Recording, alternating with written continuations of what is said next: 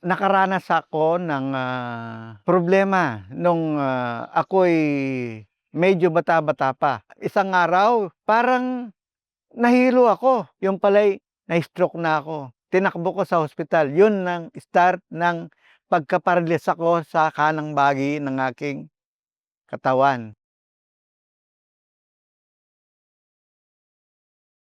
Ang, naging batayan ko yung sinabi ni Jesucristo na, "Huwag kang mag-alala at palagi kitang nasa tabi, palagi tayong magkagapay." Yun ang aking, naging batayan para makalampas ako sa aking sakit. Yung sufferings ko, iyan ay na-experience lahat ni Jesus Christ at higit pa. Ika nga sinabi, "With these stripes we are healed." Yun po ang aking, naging, sandigan para sa aking buhay.